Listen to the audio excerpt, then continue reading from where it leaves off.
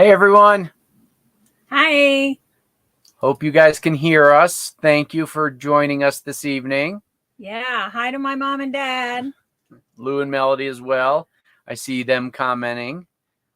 And I think that's it right now. It looks like, oh, well, we had 8 and we lost 2. So apparently actually going live has turned people off. So they've now hung up on the live event. So, all right. Chris and Courtney are there. Hi, guys.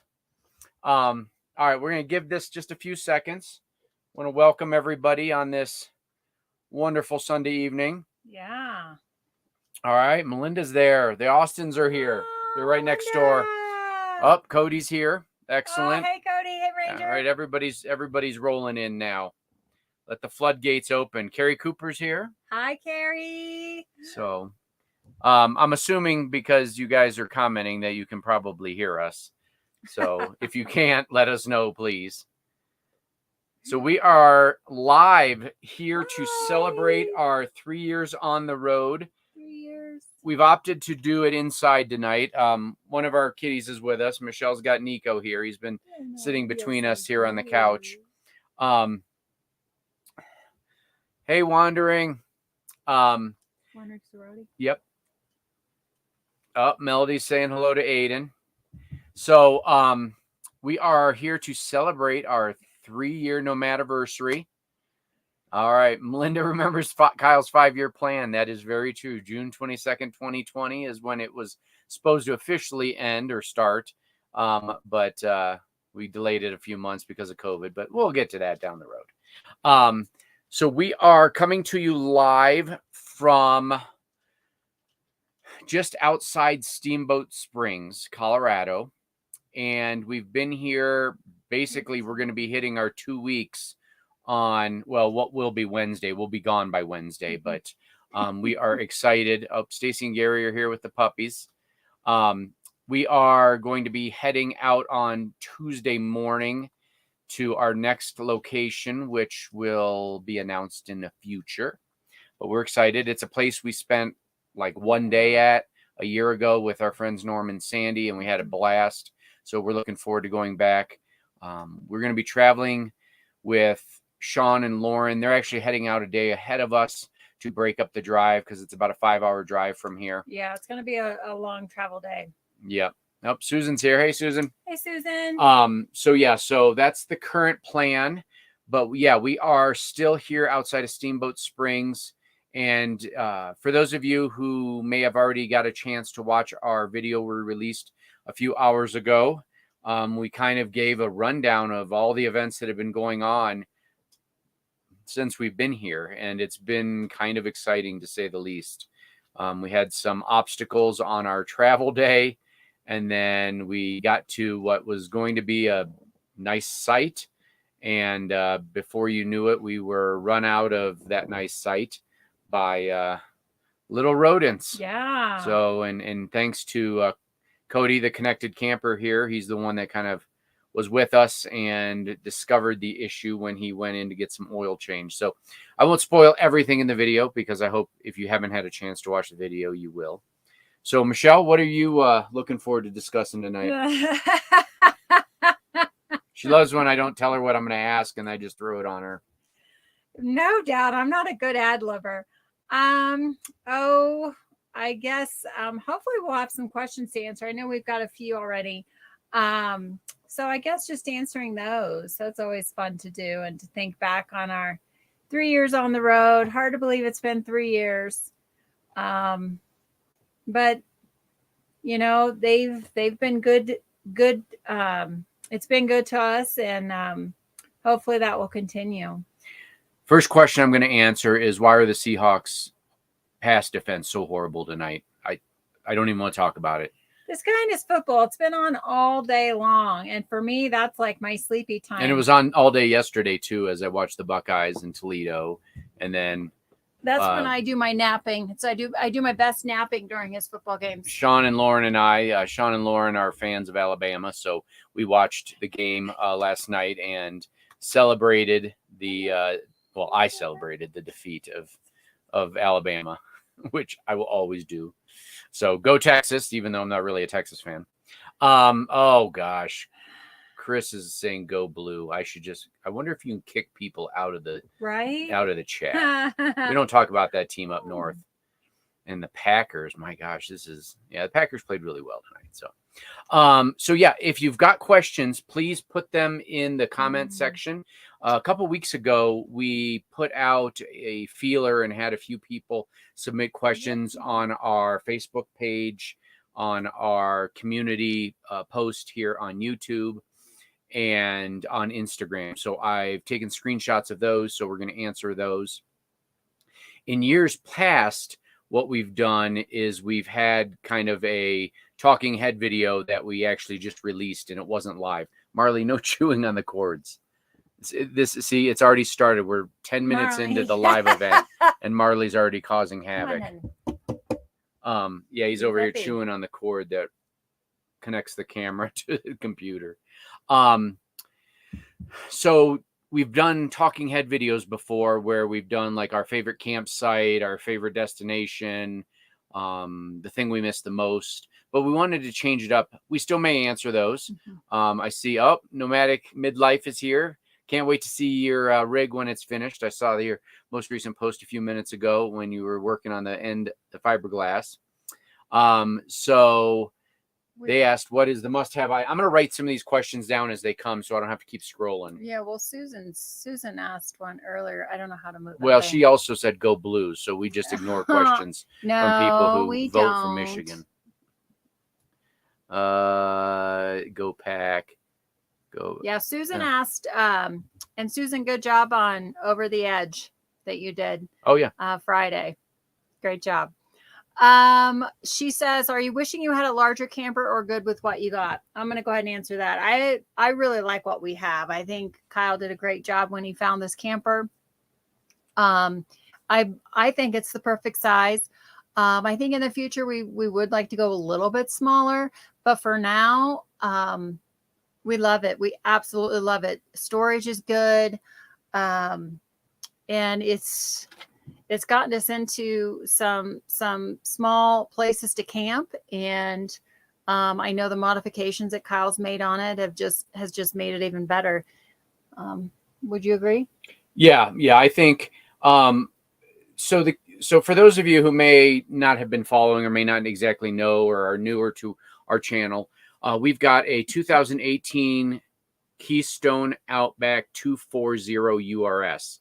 And basically, it's a front end toy hauler, and a rear slide. So this is the back of the camper, and it's got a rear slide that is basically the king size bed. And up at the front, there's a very unique side entry toy hauler that is for smaller, toys. Whether it be dirt bikes or we have it for mountain bikes, and we have it for office and storage. It's 28 feet 8 inches when we're towing, and then opens up to about 33 feet when, we're camped and we can put the slide out. So it's been a really good size for us. They do make a smaller version of this that doesn't have the garage in the front, but it does have 2 bunks. That's the 210 URS. And, I think we could have done that, but I think the storage in this one is much better. And honestly, for the cost of new campers now, we would like to probably go a little bit smaller, but they're so expensive that when and if we want to upgrade, we may just put independent suspension on this one, as long as it's still holding together as well as it has been. So, that would really make it more rugged for off-road use, even though we are off-road 90% of the time anyway. It's worked really well for us. So, yeah, Susan, I think this is the right size for us. We've traveled with people of rigs of all different sizes. And, Cody, the connected camper, he has a 17-foot travel trailer, single axle travel trailer, I think, and it's got a rear set of bunks in the corner. I think that size might actually be good for us, but I think I definitely want dual axle, just for the stability and the safety if you have a blowout or something like that. But we're not going to be getting a new rig anytime soon. This one's working great for us. The modifications that we've made kind of along the way have really made it perfect. As you can see up here, We've got the projection screen TV that many of you saw in our most recent remodel back about 6 or 7 months ago. We put in a large screen so that we have a projector, TV. Yeah. Because every small That's camper awesome. or smaller camper needs an 80-inch television. It's awesome. But we watch a lot of television. We do. And for those of you who don't know, I might be a big sports fan. And so YouTube TV now has multi-view, so you can actually watch 4 games at the same time. And so on a big screen like we have right behind the camera here, it's fantastic. That's a bit much, if you ask me. You were watching whatever that show was last night. No, having your 4. Oh, having that's no. The 4 screens on there with football games, that's a bit much. If we could get 6, that'd be ideal. Right. But it was big enough for you to watch. What was the show you were watching yesterday? Virgin River. Virgin River. Course. Yeah. Oh my gosh. It's like you're at the movie theater. I was watching UFC on my computer because, she wanted to watch Virgin River, so I don't monopolize the TV as much as some people might think. Yeah. So let me scroll down here a little bit further. Teresa's here. Sean is an Alabama fan, not Lauren. Oh, that's right. Lauren likes, well, she watched the game, so I assume that she likes that team. But she's an Arizona fan. I know that. Let me just scroll down here. All right. Nomadic Midlife. What are some of your must-have items for your camper? Definitely our fly swatter. We absolutely love it. It's like you're playing tennis and then zapping flies at the same time. So Marley's getting ready to jump up on the table. So it's so much better than your usual run-of-the-mill fly swatter. You just zap them and then you just toss the dead fly out the window. And yeah, I know we're killing them, but what do you do? They're flies. There's enough of them. But that's one thing we love. I think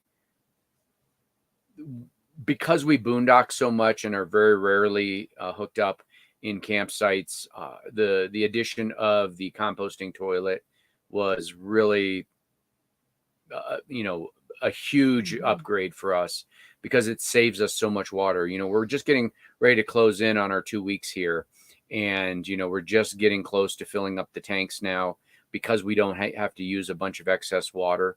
For traveling, I guess for being nomadic like we are and wanting to stay connected, Starlink's a must because, again, we're in a location where we get a little bit of Verizon signal, but not enough Verizon signal to really do anything with. So Starlink's another item. Anything else you can think of? It is nice having that backup camera.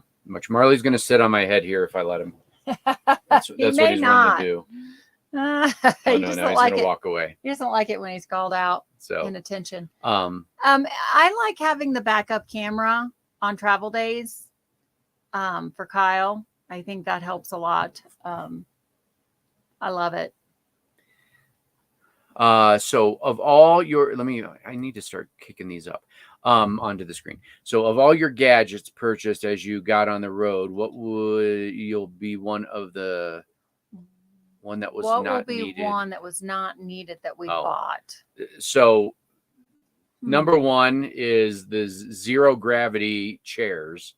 Those things are, we bought one because everybody had them on camping channels. Everybody was saying how great they are, and they are comfortable, but you guys, they don't work like they say they're going to. They are big, bulky, heavy. They just got in the way. I think they take up too much space. Yeah. I think we had them for maybe, we mooch dock for a while. We had them for a couple months and sold them when we were in our, the first winter down in Florida. And so those are one of the things that I think everybody tells you, this is how if you're a weekender and you're just going to throw some stuff, in your rig and travel to a place and have them like that. I think they're probably a good, hang around the campsite, but, for full timers, I think they're way too big and bulky, and you can find much better camping chairs, than those zero gravity ones. I'm trying to think of some of the other things we got. We had a Blackstone. Oh, yeah. Did we buy that when we were on the road?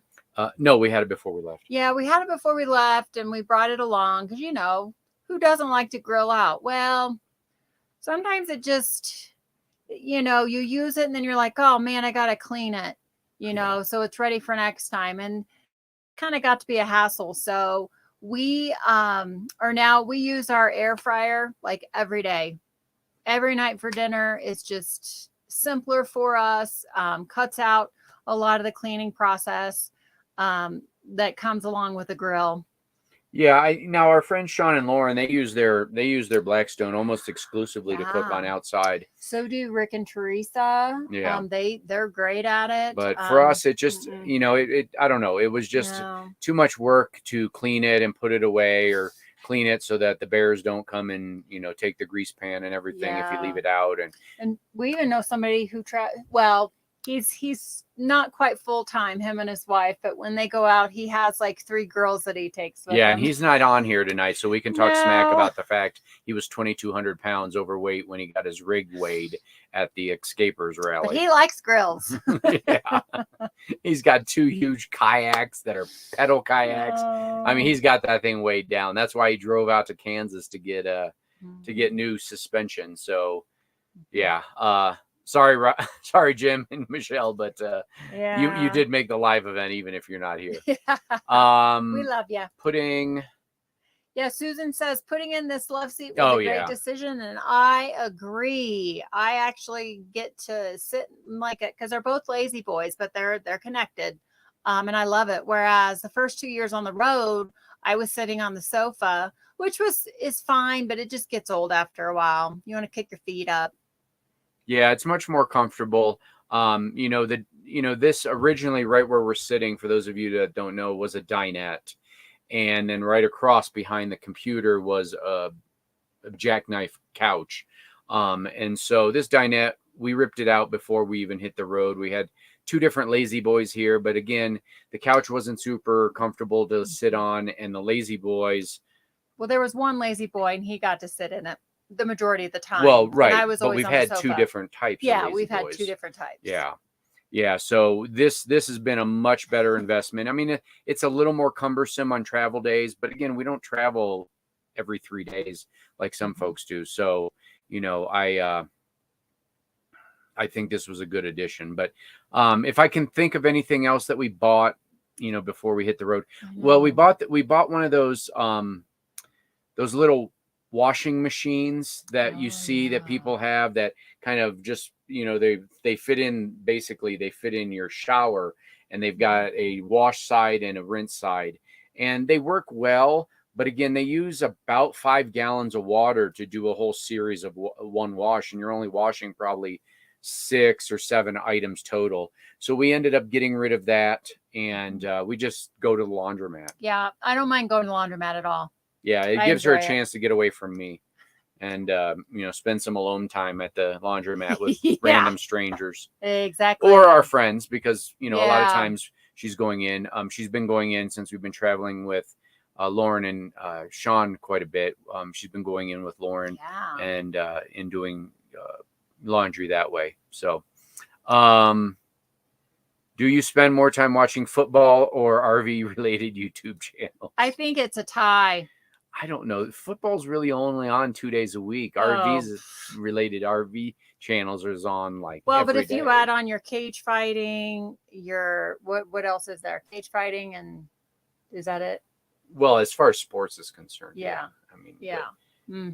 So. And Cody, yes, I was just thinking the same thing. I forgot to take a tour of your camper. So well, he's going to do a video. So he said, good. Yeah. Good. So, Michelle's shaking her head as Kyle's talking about the quad view. I know. People just don't appreciate it. All right, what's Chris and Courtney say? Some of my How do you have time to watch your stuff with all of the sports and that you're watching? Priorities, man. Yeah. I mean, YouTube will trump. He'll stay up a little extra later just to watch our friends' YouTube. I stayed up. So one thing that we've done recently and we upgraded is we've gotten some smart plugs, because we've realized now, and this will kind of go into some of what's going on in the near future for us. We've realized now that we've converted over to the residential fridge. And I know Renee had asked that question, and I might as well just answer it now. So back in probably February, March, April, somewhere in that time, Rick and I worked on taking out our old dual fuel or dual refrigerator. It was a standard propane / electric refrigerator that every RV has, because we were having lots of trouble. You've probably remember seeing that in some of our videos multiple times.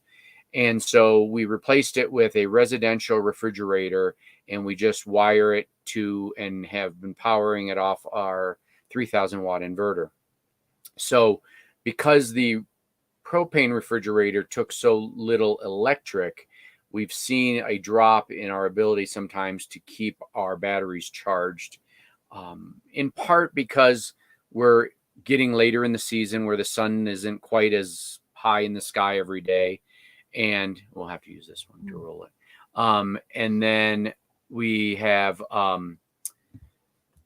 also been in areas like we are now where there's tree coverage around us. And so we actually don't get sun on our panels as early in the morning as we do when we're out in the middle of, a field or something like that. So, so we're going to be, my original plan was to upgrade so we have 340 amp hours of lithium.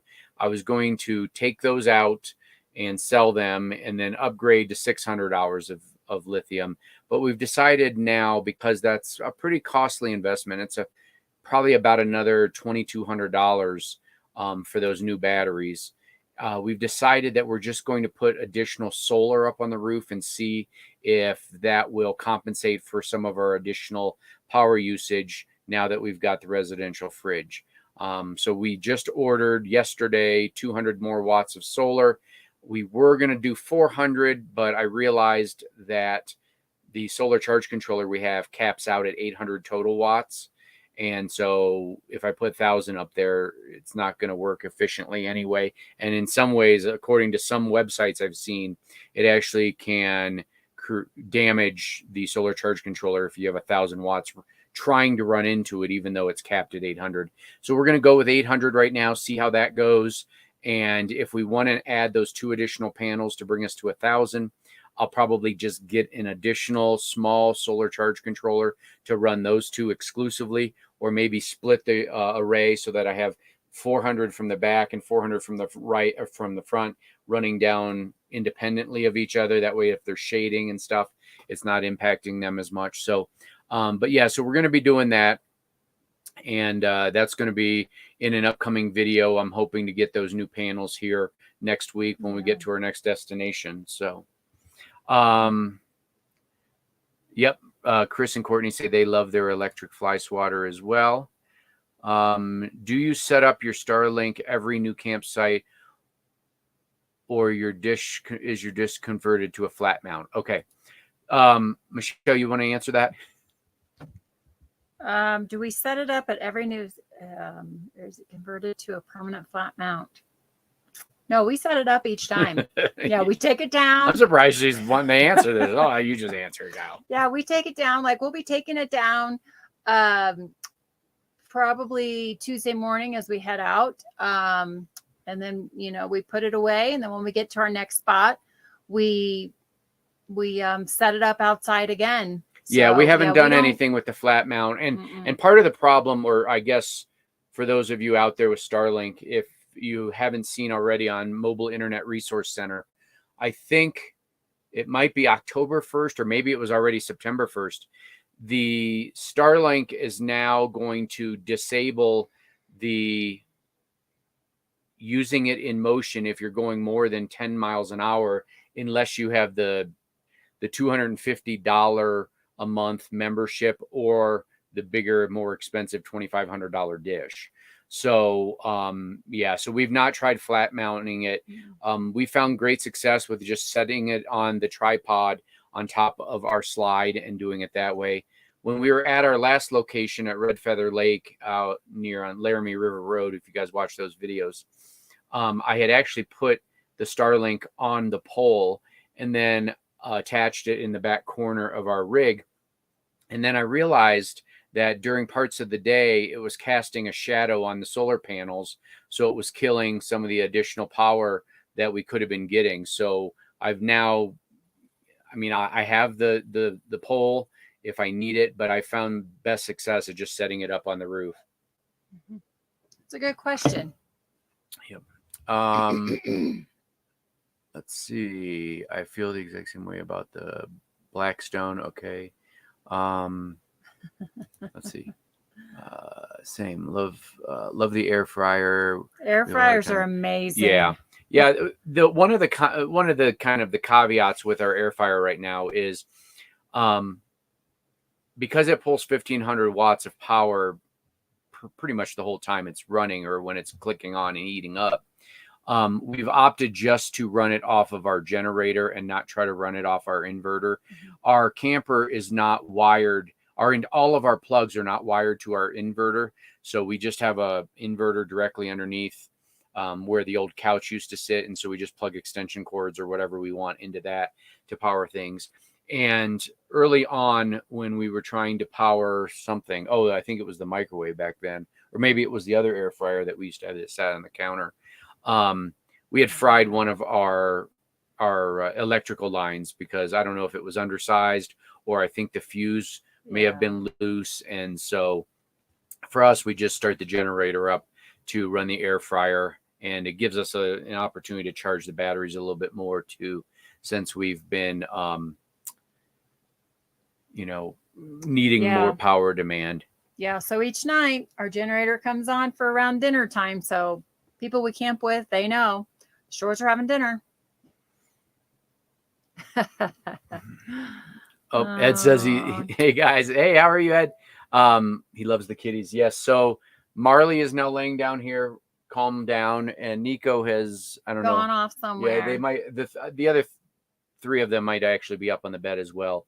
They actually do pretty good when we're doing live events. Thanks, they just Ed. go lay down. Oh yeah, Chris had one of those washing machines, and it's not totally worth it. Yeah. It's a great idea, but then once you start using it, you realize, well, maybe this wasn't the best idea. Yeah, I think with that washing machine, a good use case scenario would be, like, I feel like if Lauren and Sean had the space, because they go through clothes so often for Aiden and their baby clothes. I mean, he's a toddler. So that case right there would be a good use for it. But again, it's using 5 gallons every time you're trying to wash a load. And when you're operating with, in our case, we've got 35 gallons of water, and we're trying to stay out for 2 weeks. That's a lot of water to take up for washing a small amount of clothes. So Michelle's had enough. She's packing her bags and leaving. I saw Susan's question. What? Oh, I didn't see it. I haven't even got to her. Okay, so Ed's. Oh, okay. What about ice? Do you guys have an ice machine? I'm always one step ahead. All right. Yeah, we don't have an ice machine. We do have friends that do, and like they won't travel without it. Yeah, they and love that's all. That's all well and good. I can do without ice cubes. That goes back to being in the classroom for 22 years, and for a couple of years, I was allowed to have a college dorm size fridge. But then there was a period of time when they were like, "Oh, the teachers need to take all that out of their classroom, to save on energy." So for several years, I just drank room temperature water. Not like soda. I would definitely make a trip down to the teacher's lounge fridge, but just like flavored water would be room temperature. But this guy, he needs his ice. So we have these ice cubes. These are reusable and refreezable ice cubes. These things have been outstanding for us. I mean, they don't water down the soda. Yeah. Or change the flavor of whatever it is. Oh, there's Mushi. So you can see Mushi here. But our friend tried these and she didn't like them. She likes to have the ice cubes. And that's fine. Yeah, we if you guys are interested in those, we do have them in our Amazon store under one of, I think, the household must-haves or something like that is what it's called. So, and I've used them a few times.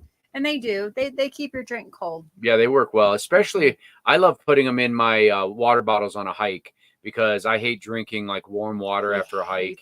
And so, or even during a hike. So I'll throw those in my water bottle. And because of you got those stainless steel water bottles, they keep things cold for a long time. So Ed, Go ahead. You can Ed answer wants to Ed's. know, do you ever worry about your cat slipping out the door and getting lost in the woods when you are boondocking? Oh my gosh, that's my biggest fear. Seriously. They were indoor cats before, and we probably only have one that would try to escape, and that's Marley, our youngest, our alpha. But thanks to Kyle, he's kind of troubleshooted some strategies to keep them away from the door. We have like a clear doormat, and when it's turned on, if one of the cats steps on it, it's going to beep 3 times as a warning to kind of get them off of the mat. And after those 3 beeps, it sends out a little shock.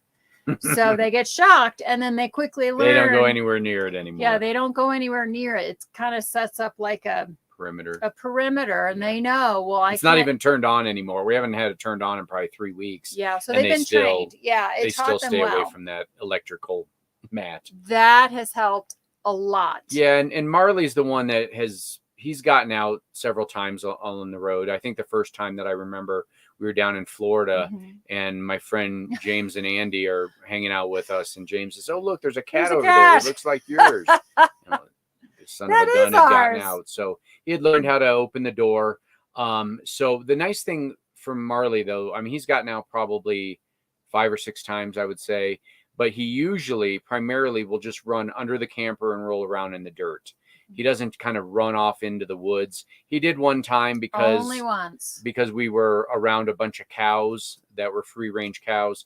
And I think he had gotten interested. I mean, they weren't even there but I think he was running around looking for them because he had been watching them outside the window. So, yeah. So we're on higher alert, I guess you could say, when there are cows kind of roaming around the camping area, because I think that was a trigger for him. So Cody says, Kyle, I figured out how to use the temperature triggers on the Govee thermometers to control the plugs. It's super easy and may work well with your fridge. Oh, that's interesting. Oh, yeah, I guess I completely lost control of that discussion. So, yes, I recently got 2 smart plugs. And so what we're doing now is we're turning off the power to the Starlink in the evening for about 6 hours. It turns off every night at 11 p.m. And then I also turn off the refrigerator for about 4 hours every night, right in the middle of the night, because we found that by the time we get up and it's reactivated around 5 o'clock, it's still holding its temperature fairly well. So that saved us in the evenings as far as power usage. And hopefully the new solar that I'm going to put up will really do the trick. I know as we get further into the season, it's going to be less and less impactful, but it's still 200 watts of solar that we didn't have. And we don't have a walkable roof. So literally there's just empty space up there that we can't use anyway. So I'm going to go ahead and try to get as much use out of the solar space as we can.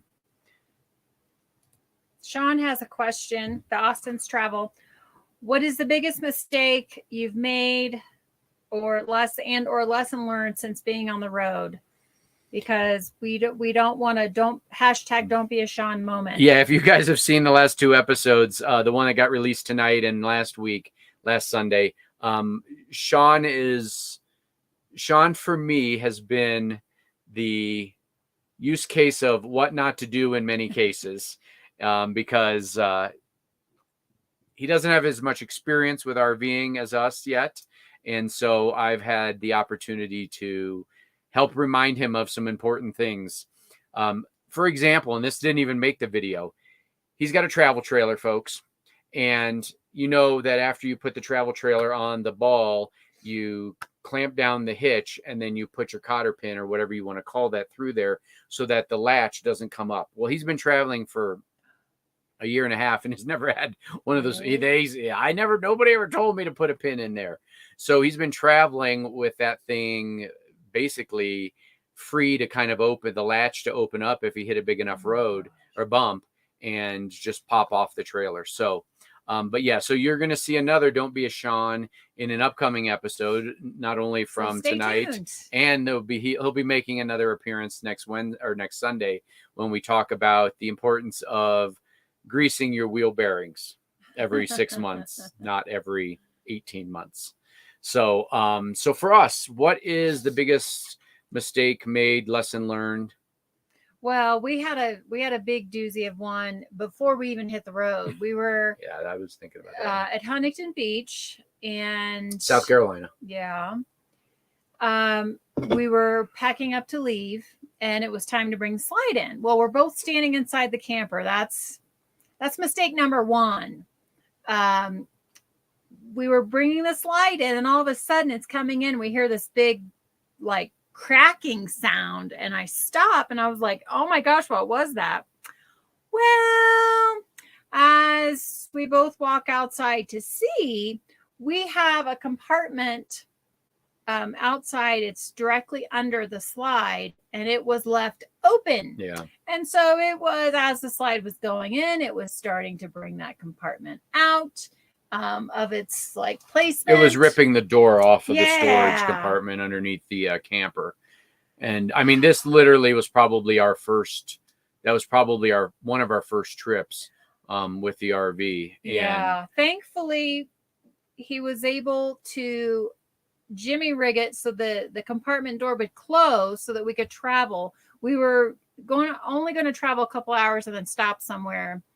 So we were going to split the trip up, but he got it closed. And then once we got to our destination, our spot where we were stopping overnight, he was able to fix it a little bit more. And I mean, you look at it today, you can't even tell. Yeah. I mean, you can tell if you try to open it, it still sticks a little bit, but I was able to basically rebend all the hinges that it hit, because it's got one big piano hinge across the whole thing. And the door is probably 6 feet long, because it's pretty much the width of our camper. So from that day on, he always goes outside, checks it, even though he's probably 99% sure it's closed. He'll go outside, check everything, and he'll say, okay, it's clear.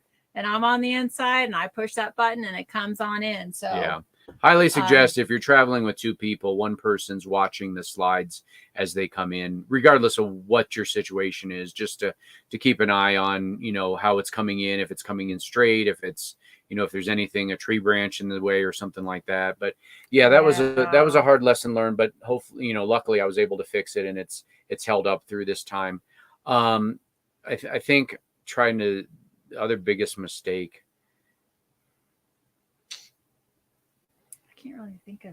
Yeah, we'll probably have to come back to that. I'm sure there's been plenty. Well, and he doesn't, and I kind of relate. It's hard to pull out your phone or the GoPro to videotape these awful moments, because you feel so bad and you're upset and angry that we don't videotape hardly any. So that's probably why we can't really remember any like really bad things that have happened, because we just don't videotape them. Yeah, there's a lot of YouTubers out there that I think their priority is to videotape even the super bad stuff so that they can use it on their channel. And I think that would be ideal, but I'm just not in the mood to do that when it happens to me. So neither one of us, we're just like, oh my God. So as you guys probably, if you've had a chance to see our video tonight, we got to our first campsite when we were here in Steamboat Springs, and it was super unlevel. And I'm sitting there having to be very creative when it comes to how to level the vehicle or level the camper. And Michelle's like, well, do you want me to record this? I said, no, I just want to get it level. But luckily for me, she just disregarded my request and started filming it anyway. So it was pretty minor. Well, and it helps too, because Sean's typically always recording things. And so he's reminded, you should be recording this, Kyle. People love seeing people suffer or have difficulties. And he's right, because those are the videos that often do the best. So, I can't stand the connection into the dish. It's such a bad design. Yeah, Chris, you're absolutely correct. I'm hoping in the future that Starlink, when they come out with the newest and latest, greatest, they're going to change that connection. It's so proprietary that you can't really do much with it. And it's, you're always having to worry about dirt getting into it. I noticed I was helping Sean when we were forced to move this past, or about a week and a half ago. I was helping Sean take down his Starlink, and I noticed that his connection that goes into the dish was actually bent and we're not sure how it happened or when it happened, but luckily it wasn't creating any connection issues. But I've kind of shown him a trick that we use where we leave the end to the dish connected all the time and secure it, and we never take it out because it's the most temperamental connection on the Starlink. So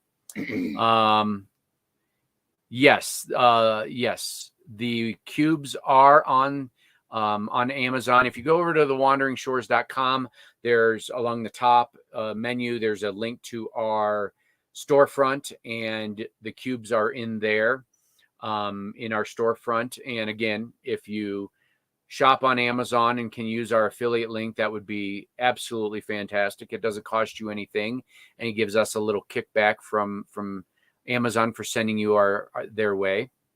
Tommy G says, thanks for the entertaining videos. You're very welcome. Let's see.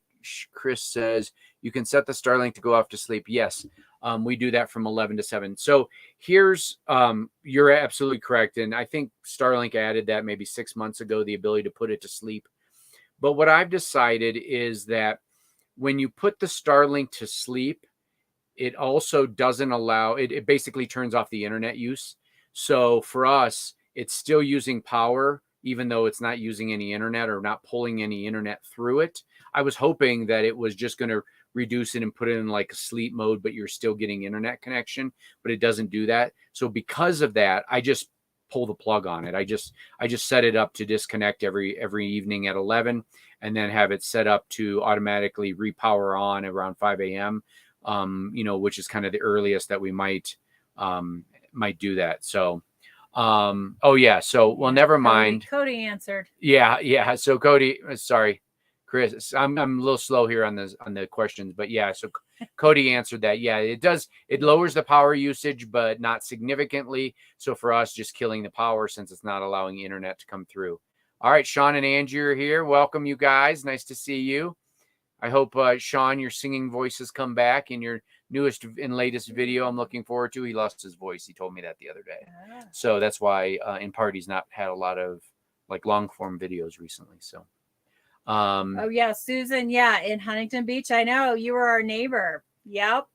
And I was so embarrassed. I thought, oh no, everybody probably heard that big bang when we brought the slide in. And well, no, because we were neighbors with Susan and Greg, but that was when we had our teardrop. Were they our neighbors when we brought our big one too? Yes. Because we were in because the other one was yeah. She was so upset for us. Yeah, I was devastated. Yeah. I heard about it. Trust me, for the next 6 hours on the drive up to Virginia. Let's see. I drug my Starlink down the road for about 40 feet. Oh my gosh. Don't be a Chris. Yeah, that's one of the things. Like I've got a checklist. I mean, and most RVers, full timers do. They have a checklist that they go through to make sure that they don't do stuff like that. I know our friends Victoria and Craig over at Wild RV Life. They had it sitting up on the tonneau cover of their truck when they were down in Mexico and drove off and just fell off and broke. Luckily, they were still able to get some signal out of it. Sean and Lauren, when we first parked here, he had his set on the back of the truck, and I had visions of him driving off one day and seeing the Starlink laying there. But he eventually they ended up moving it up to the roof, and it's been working great, even though we got decent tree coverage here. Sean says, when you're dealing with the mishaps in the moment, picking up the camera is not generally the thing. Oh yeah, it definitely is. Yeah, I agree, Sean. Yeah, and I think in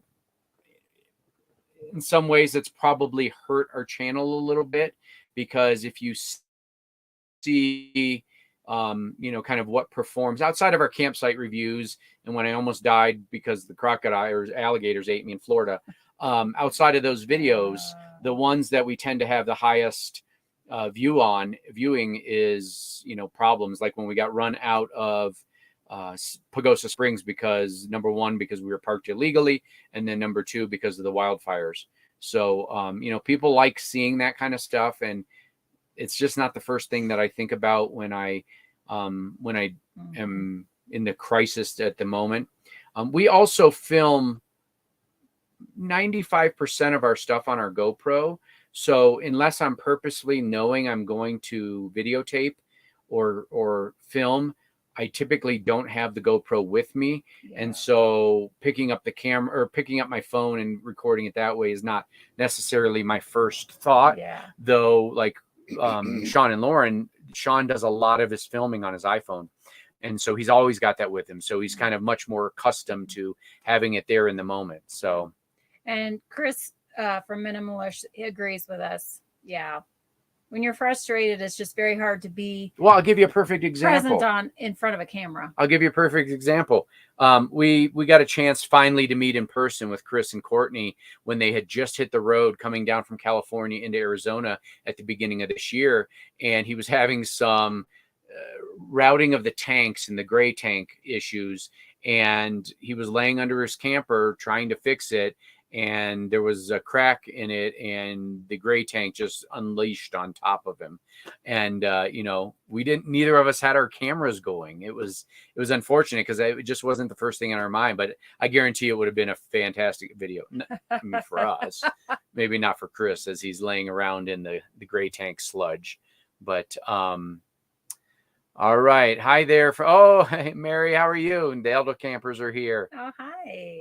Hey, everyone. Don't forget to hit the thumb. Oh, Melody, you're awesome. Yeah, we got to bring that up to the forefront. There's 21.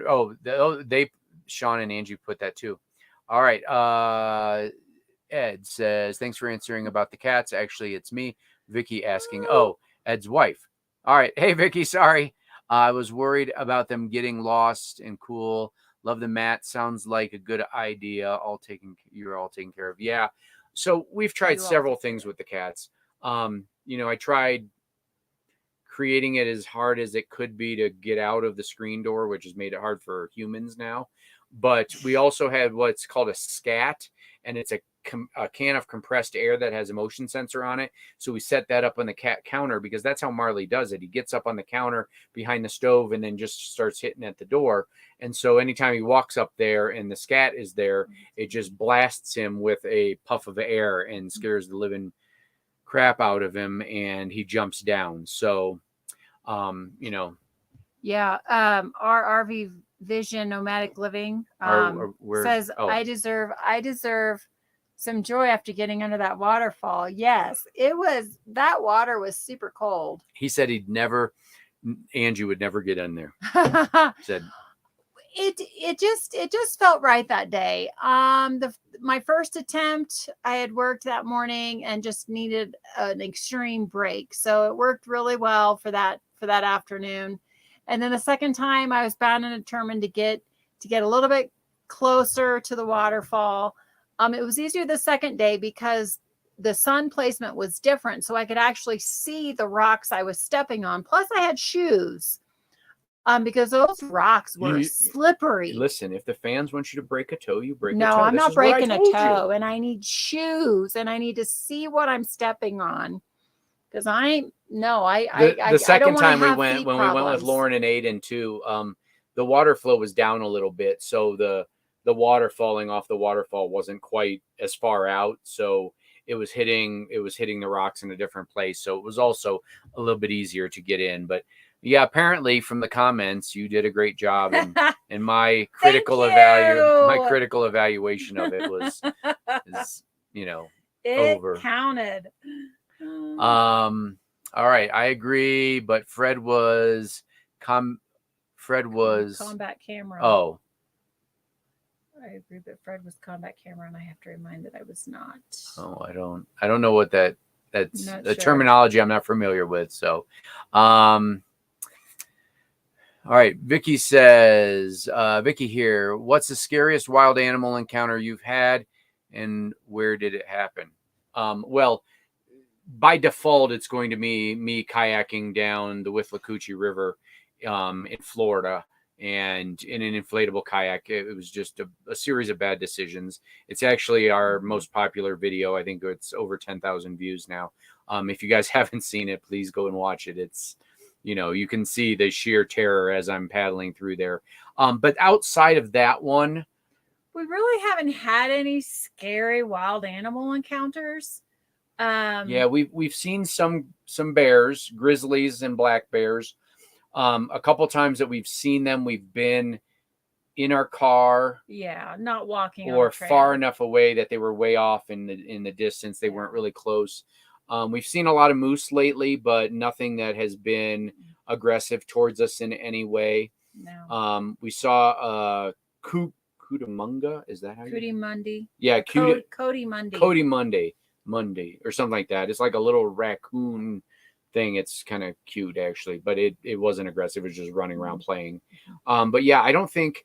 Well, I guess the other one would be we were in the Arizona wine country, and we were exploring this old ranch that's there on whatever the ranch. And the signs. Yeah, the signs. They said, "Hey, be aware. Our snakes are out right now." Snakes are out. And we were basically off walking around this one old house that was there on the property, and came across. All of a sudden, he goes, "Rattlesnake!" Yeah, I mean, he was big too. I mean, I love snakes, so it was up near the building, and thankfully for us, we were walking around it kind of in the grassy area, not near the building. Yeah, I think that's there. I can't remember what I called that video, but it was back in Arizona, back in probably around April or March or April of this year. But yeah, it was a very large rattlesnake, but it was out sunning itself, so it wasn't aggressive anyway. It wasn't rattling its tail. It was basically just slithering across the concrete that was left from the old foundation. But that's probably, we didn't kind of walk up on it in its coiled state or anything. I will say, when we were down in Florida, the other thing I ran into, and at the time I didn't know what it was, but we were hiking in a water management area, and we had just getting back to the camper, and I came upon a snake in the grass, probably, I don't know, 3 or 4 feet from us, and turned out it was a water moccasin / cottonmouth. And I love snakes, so of course I had to get as close as I could and take a picture. When I saw it, I thought it was part of like an old car tire. Yeah, because it was pretty dark and black, almost black. But yeah, so that the two snakes, that rattlesnake and the water moccasin / cottonmouth, were some of the scariest I think that we've run into. Yeah, so Sean says, when shit's going around, I generally in the middle of fixing it and trying to fix it. Yep, absolutely. Hey, did you do a video of that? Yep. Angie, Trooper, either okay. No broken toes. Michelle, you're amazing though. We saw Bear Grylls put socks over his shoes so that he didn't slip on the rocks. Oh. Wow. Huh.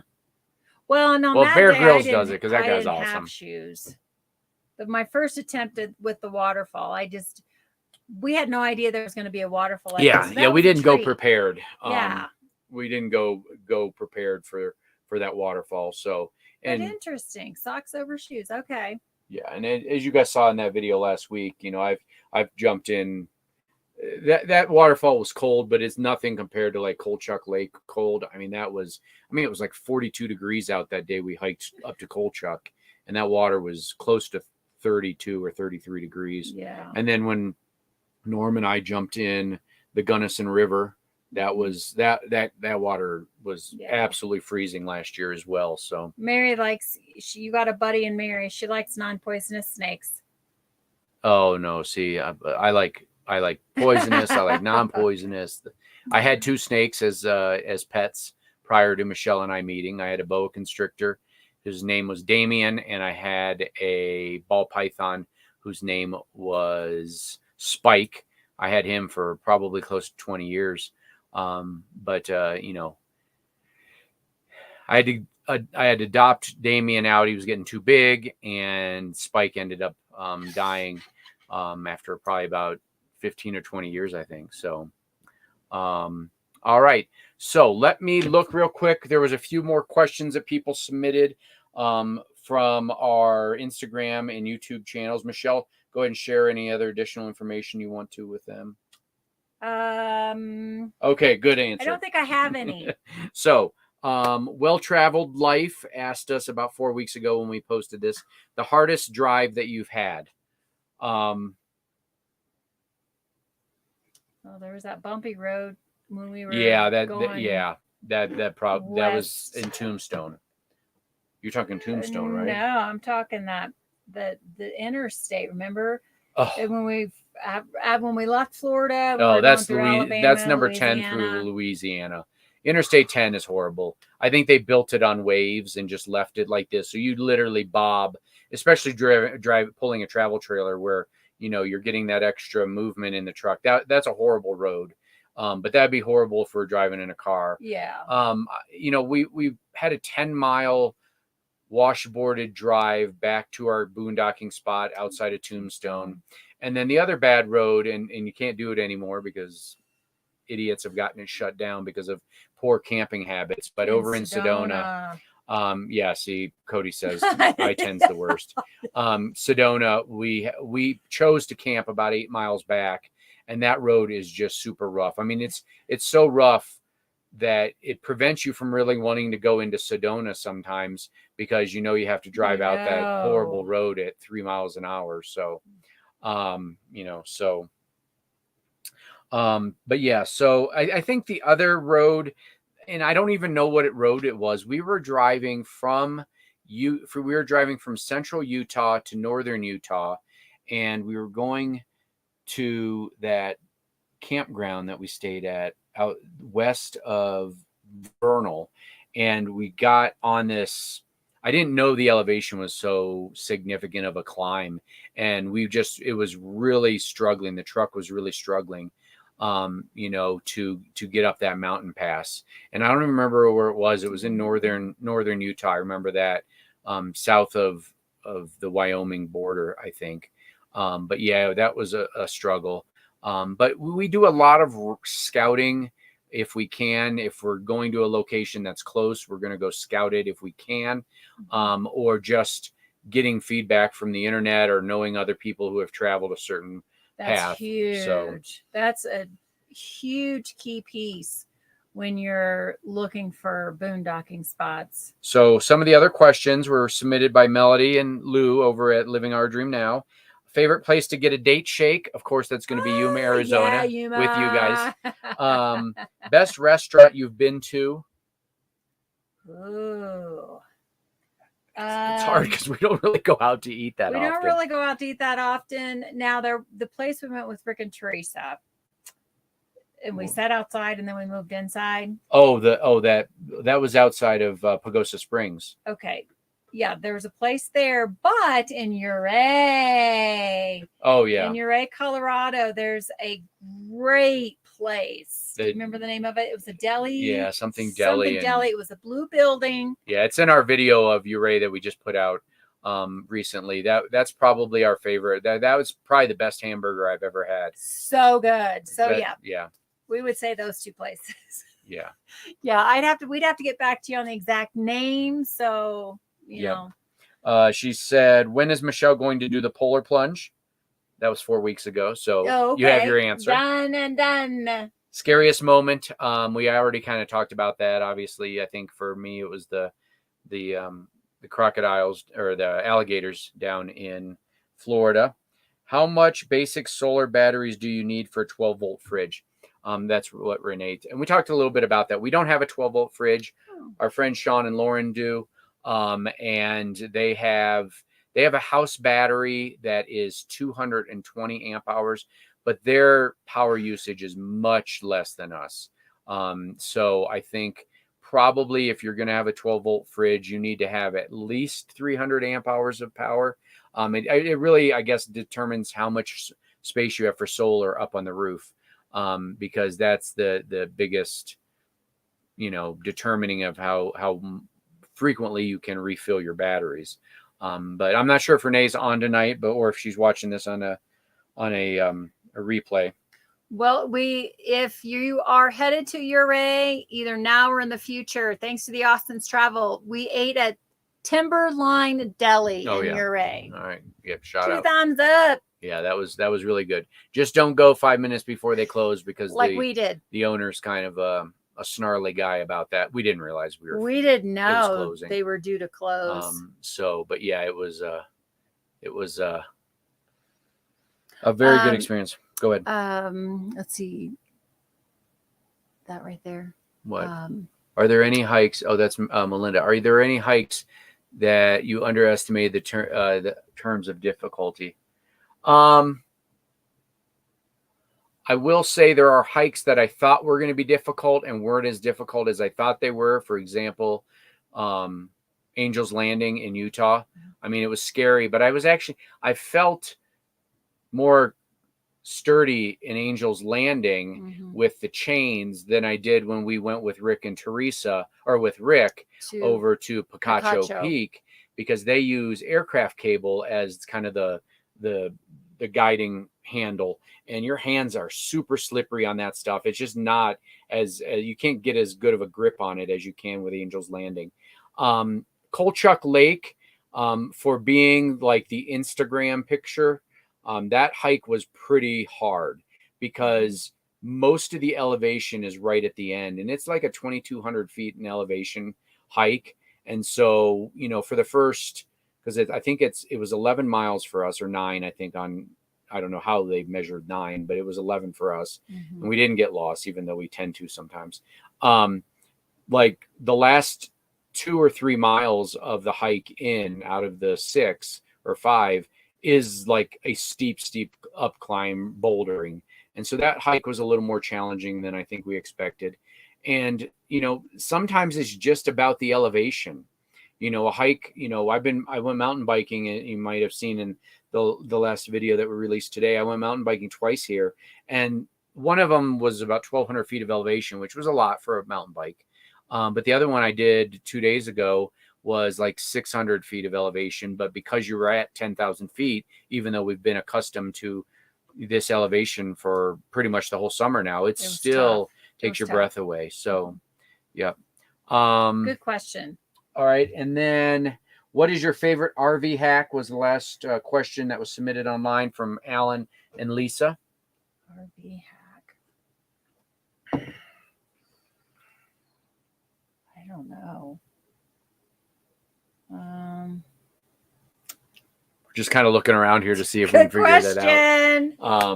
I don't know. I don't know that we can answer that. I have to give it some more thought. I don't have an answer right now. I know. Sorry, Alan and Lisa.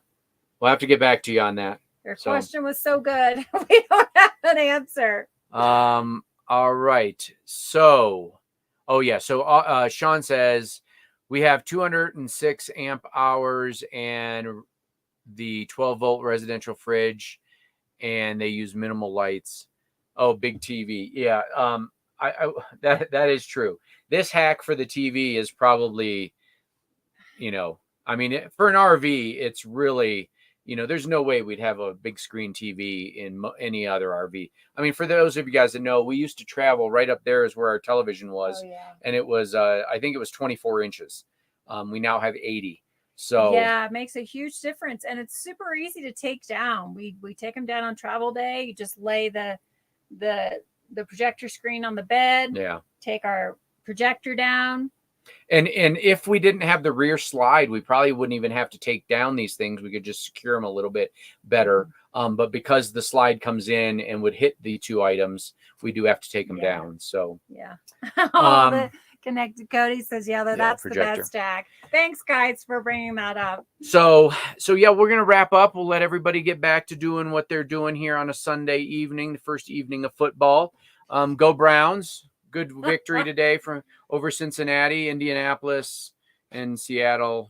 This is going to be a long season if it continues the way it did today. And thanks for watching. And we're so super glad and thankful that we've met all of you on the road.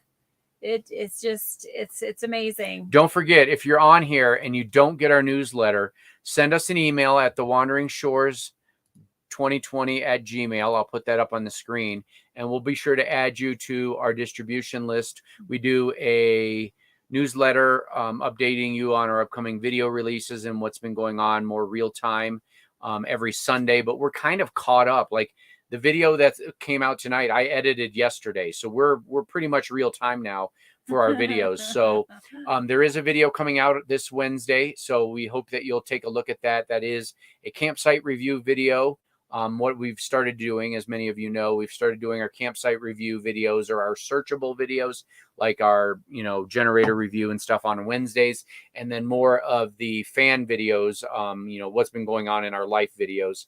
We've been doing those on Sundays. So we do have one coming out this Wednesday on the campsites around Steamboat Springs. If you haven't watched tonight's video, please do.